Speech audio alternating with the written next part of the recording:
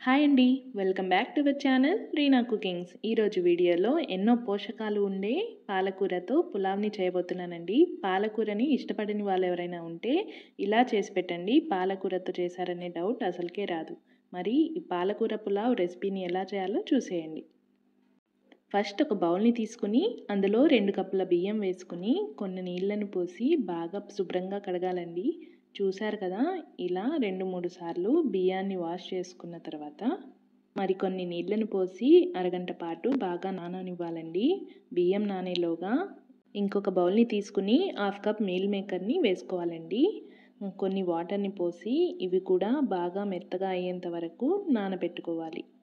తర్వాత స్టవ్ పైన చిన్న గిన్నెను పెట్టుకుని సన్నగా కట్ చేసిన పాలకూరని 1 కప్పు దాకా ఇందులో వేసుకుని కొన్ని వాటర్ని పోసి ఒక 2 నిమిషాలు బాగా ఉడికించుకోవాలండి. ఇలా ఉడికించుకోవడం వలన దానిలోని బసర వాసన మొత్తం పోతుంది.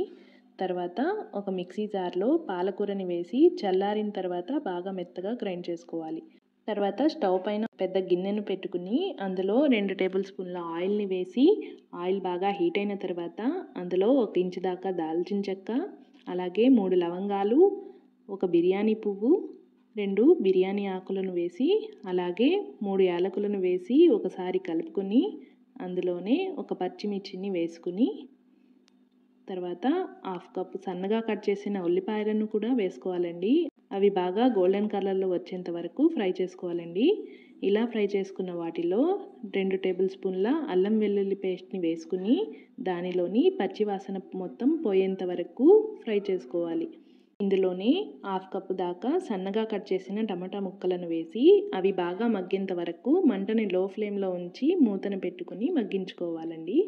చూశారు కదా, ఇలా మొత్తం మెత్తగా అయిపోవాలి. తర్వాత నానబెట్టుకున్న మీల్ మేకర్ని అలాగే గ్రైండ్ చేసుకున్న పాలకూర పేస్ట్ని కూడా ఇందులో వేసుకుని ఒకసారి మిక్స్ చేసుకుని 2 నిమిషాలు ఆయిల్లో కుక్ చేసుకోవాలి.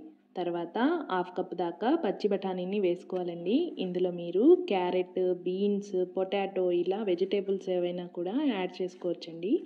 తర్వాత బాగా మిక్స్ చేసుకోవాలి. ఇలా మిక్స్ చేసుకున్న దానిలో 1/2 టీ స్పూన్ గరం మసాలా అలాగే 2 టీ స్పూన్ల ఉప్పుని వేసుకుని ఒకసారి బాగా మిక్స్ చేసుకోవాలి. 1 కప్పు బియ్యం తీసుకుంటే 2 కప్పుల దాకా వాటర్ని యాడ్ చేసుకోవాలండి. అలాగే నేను 2 కప్పుల బియ్యాన్ని తీసుకున్నాను కాబట్టి 4 కప్పుల వాటర్ని అయితే వేసుకుంటున్నాను. ఒకసారి బాగా కలుపుకొని దానిపైన మూతనైతే పెట్టేసేయండి. వాటర్ బాయిల్ అయిన తర్వాత మనం వాష్ చేసి పెట్టుకున్న బియ్యాన్ని నీళ్ళు లేకుండా ఇందులో వేసుకోవాలి. దానిపైన కొంచెం కొత్తిమీర, కొంచెం పుదీనా వేసుకుని ఒకసారి కలిపి మూతనైతే పెట్టేయండి. బియ్యం 90% కుక్ అయిన తర్వాత మూతను తీసేసి ఒకసారి కలుపుకుని పైన 1 టేబుల్ స్పూన్ నెయ్యిని వేసి మూతను పెట్టేసి మంటని లో ఫ్లేమ్లో పెట్టి ఆవిరి బయటకు వెళ్లకుండా హోల్ని కవర్ చేసి 2 నిమిషాల తర్వాత స్టవ్ ఆఫ్ చేసేయండి. అంతేనండి, పాలకూర పులావ్ అయితే వేడివేడిగా రెడీ అయిపోయింది. ఇంకెందుకండి ఆలస్యం, మీరు కూడా ఈ రెసిపీని మీ ఫ్యామిలీ మెంబర్స్కి టేస్ట్ చూపించండి. ఈ రెసిపీని మీ పిల్లల లంచ్ బాక్స్లోకైనా క్షణాల్లో రెడీ చేసేయచ్చు.